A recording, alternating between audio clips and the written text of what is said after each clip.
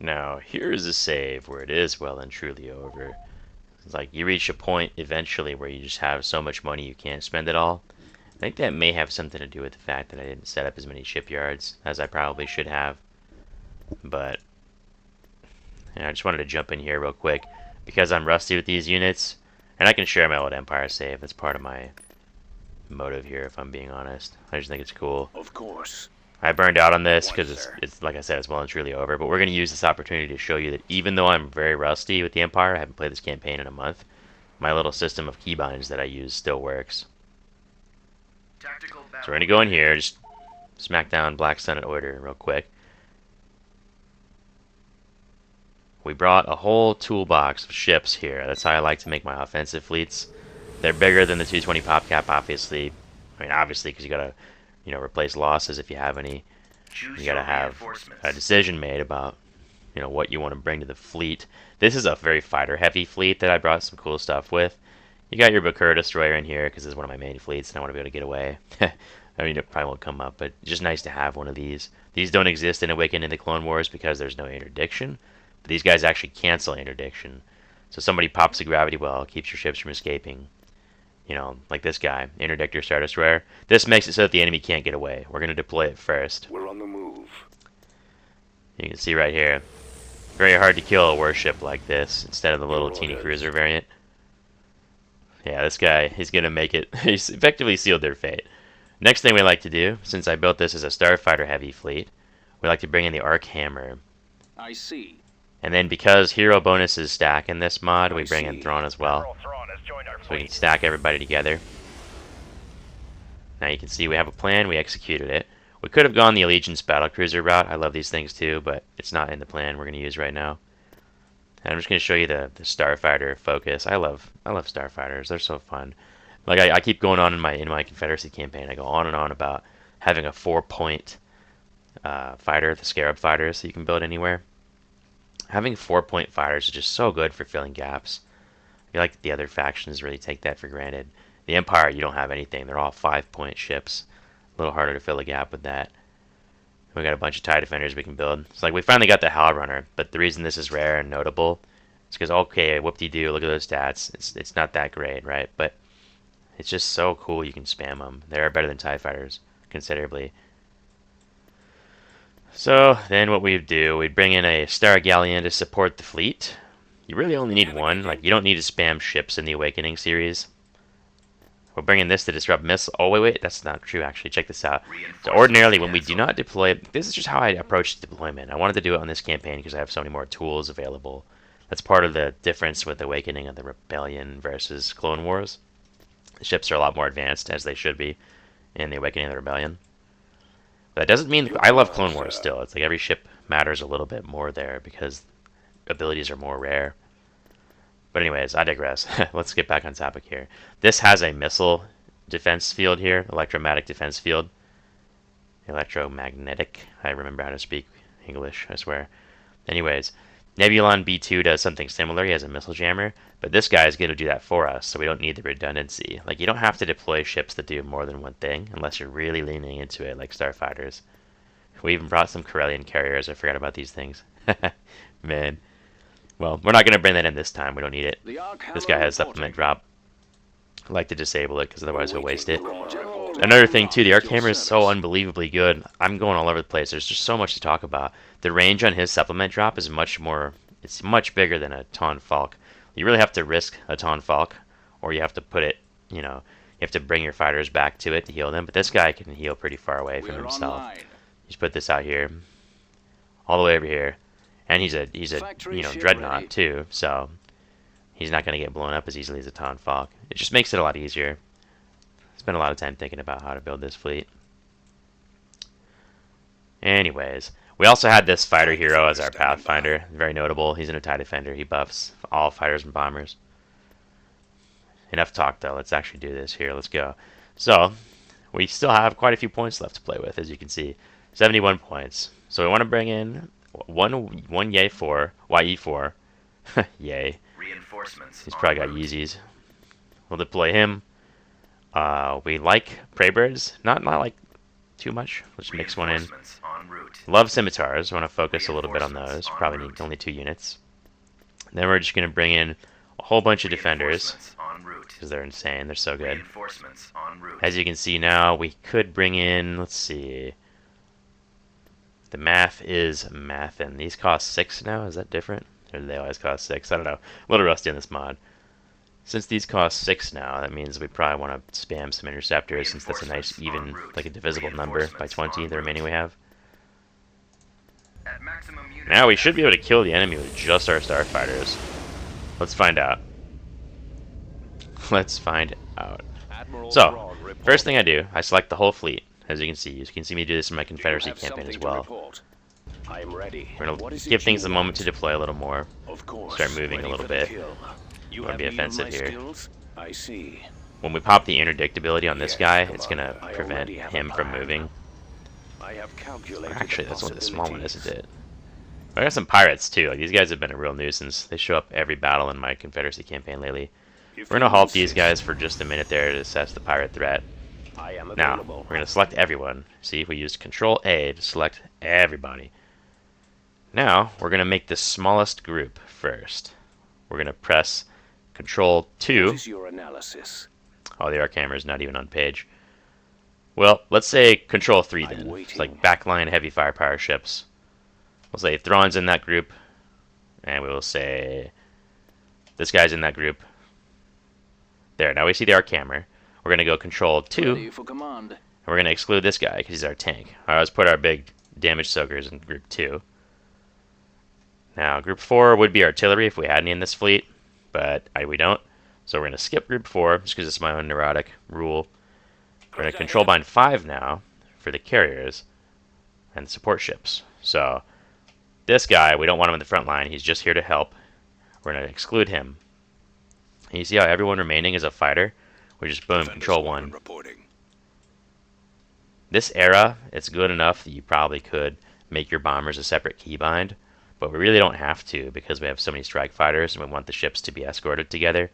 It's up to you if you want to separate your bombers from your fighters. I used to. I don't in Awakening of the Clone War because it's the fighters are so much more simple, especially in the Confederacy. Don't want them off unescorted. Don't want them off on their own getting hurt. Ready for orders. Now we have full keybinds and it only took a few moments. We would also set a little ship, like how we move. We like to set the ships to guard each other. So we'll set him to guard Thrawn because Thrawn's the most important. Then we'll set this guy to sort of poke forward, see what's going on.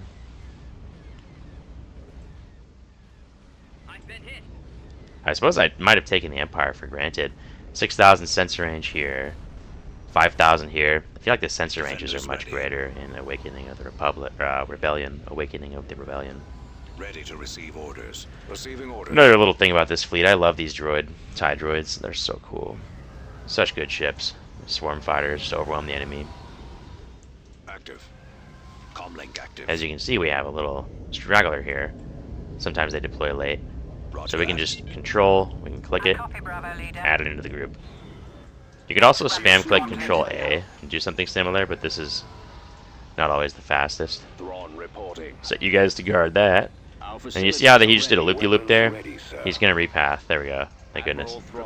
You can do this. The ship that all your other ships are guarding. That's guard mode that I'm using just to elaborate here. They will repath whenever you move the other one. So as you can see, they're now moving less ridiculously. We're going to fast forward a little bit because we've already gotten the point across. Going for starfighters as the Empire is just so insane. It's so busted. It does at times feel like the Empire is better at the starfighter game. But then again, the New Republic gets the K-Wing, which is pretty nutty. It's just an amazing ship.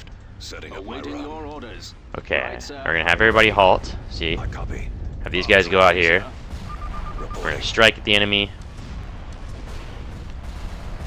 Should be really one-sided, but watch me fail. Let's see. Farthest range, we're going to retreat just a little bit. We don't want to take any chances here. We're going to get back in range of supplement drop. We're going to pop it. Now the enemy is fighting us right over our own fleet. Yeah. Not even really any cooldowns we need to use here.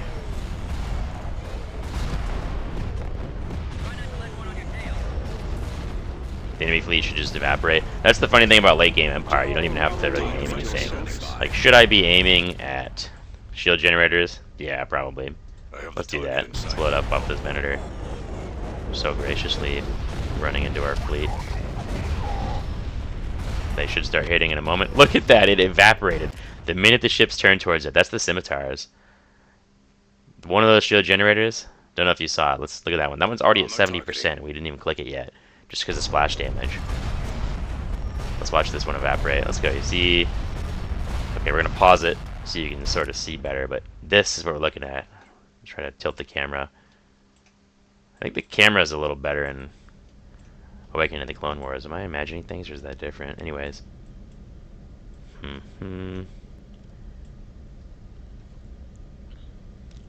Yeah, it's hard to see because of the explosion. I'm gonna stop moving the camera now. There's that shield generator. And it's gone! Look at late game Imperial bombers. That's crazy. Bye-bye. Now to get them back on fighter superiority, we're gonna just click any enemy fighter. Now they'll all get into a giant death blob and evaporate the enemy fighters since we have overwhelming firepower superiority. I guess we could use this, just have them shoot that little acclimator faster. Man, that's so good. Imperial firepower is no joke. There is nothing like this in the Clone Wars, except maybe the Mandator. I need to try that out. I need to play a Republic campaign further. You can see we're taking casualties, but we're near a space station, so we can't deploy. We didn't even look at that space station, and it's already we're losing shields. It's already gone. So we keep these support ships back. Let's bring in some more stuff just to fill in the gaps. I don't even remember what's died. The way starfighters work, though, it could just be like little losses that eventually add up. We'll find out in a moment, I'm sure. But what can we do with 11 points? So usually we make these decisions faster, but we're spelling it all out. So let's go ahead and just bring in a defender and a prey bird. I like bringing a different amount of starfighters, like see tactical pop 5, tactical pop 4, tactical pop 6. Just adds up. It's easy, quick math. Don't have to think about it. Just, hey, I feel like this. We want to make sure we have fighter superiority. So let's bring in more fighters. Nice thing about these guys, too, is since they're strike fighters, that's a heavy fighter, that's an escort fighter, but the TIE Defender is a space superiority, also a strike fighter. Could have sworn he used to say strike fighter, but maybe I'm crazy.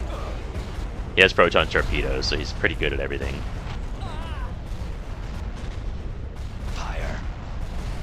We have 3 points available again. Sadly, we don't have any 3-point ships. That would be crazy. I have to wonder what's dying. Let's go ahead and drop another supplement drop. Yes, Commander. Their own pitiful bombing runs are being swatted away like it's nothing. Ready. Open fire. I'm on this one. Oh, look at that. Arc 170s. I love how Black Sun uses Clone Wars technology. That's so cool.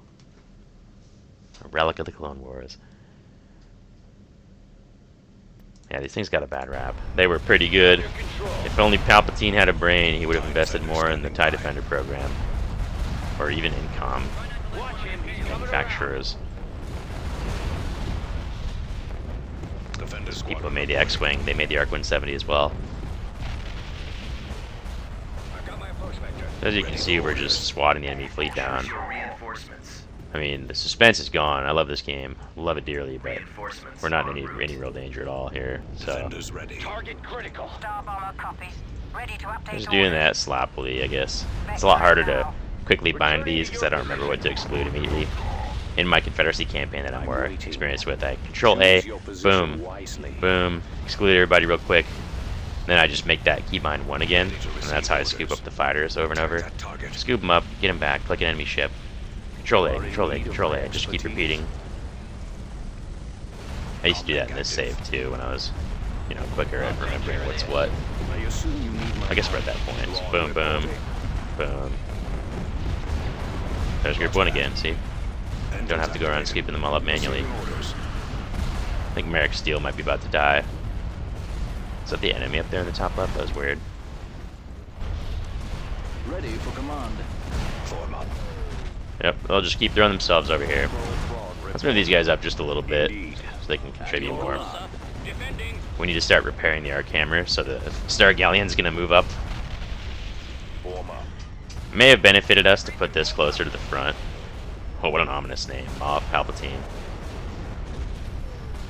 We probably would have wanted this somewhere like right here if we were playing optimally, but it is what it is. It's not the end of the world.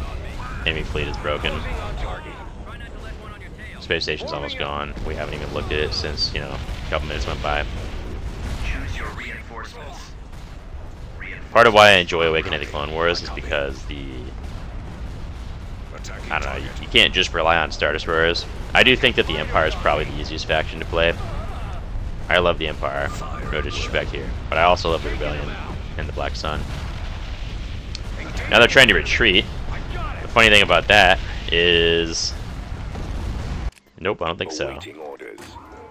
We wait as long as possible because there actually is a timer on this. In theory, they could outlast the timer. Yeah, nobody's getting out of here alive. Just a whole different feel.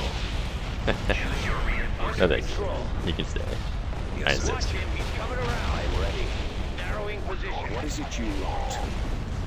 Let's move forward a little bit, except for you. I want him to stay back. Yes, Commander. Active. As you can see, I've said this before, but fighter behavior changes. If you select everything and move all of it, the fighters will automatically return to group with the other ships. That's why we always give fighters orders separately. Bombs away. Bombs deployed. I'll take care of this. Oh, I forgot to do... These things do a lot of damage. They're really annoying. Target in sight. I should have been microing my fighters to blow up these little Amshack corvettes. That should have been our priority instead of messing around with that Venator. Look, he's gone already. These things are questionable. I'm not a good Black Sun player, but I don't usually build ships like that. Almost got it. Bye-bye. You see a little 15 credits everywhere. Yeah, our shields would have stayed up on this if we had microed properly. Let's go ahead with that. We also need reinforcements. Prepare what we have. Choose your reinforcements. Space station's gone, so we can reinforce much closer. Reinforcements en route. We do 7. Talking about quick math here. I've already botched it a little bit, but Defenders ready. Ready to receive it orders. is what it is. Prepared for duty. Comlink active. Prepare. Let's get Proceed. healed up a little bit while the rest of our ships move in. Honestly, I might have even just let these guys get away if I was seriously playing this campaign. Roger that. Fire. I don't really plan to continue this particular save. I already have The next time, whenever they update Awakening of the Rebellion, I'm gonna actually play the Rebellion again, just because I haven't in a while. I don't think I played the Rebellion since 2.9, maybe. It's been a while. Open fire. Tried the Black Sun fairly recently, and I tried to play them the way that I'm playing the Confederacy now. Which is part of why I love the Confederacy so much. Warming up. Because they scratched that itch that IG-88 just couldn't.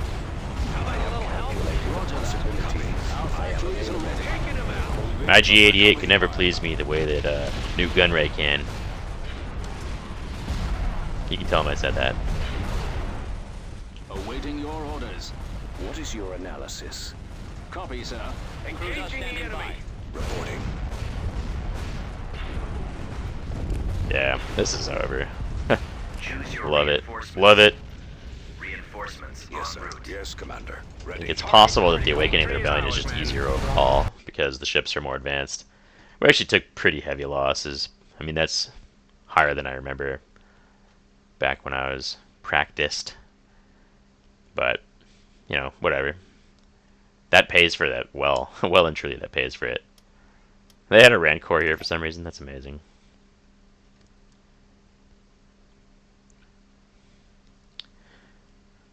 Yeah, booting up Awakening of the Rebellion feels like getting out of the jacuzzi and jumping into a cold pool. I would have loved to use more of these Imperial Star Destroyer 3s, but I don't know. I love building starfighters at AotR. The Confederacy's starfighters aren't particularly notable, but man, getting that 20% discount as the Rebellion, or, you know, any faction that can make threatening starfighters before banking Clan 3. I'm getting off on the weeds here, but it's a long time before AotR is valuable to the Confederacy players. that's that. Hopefully this video is useful. Next ones will be back to the Awakening of the Clone Wars. Thanks for watching.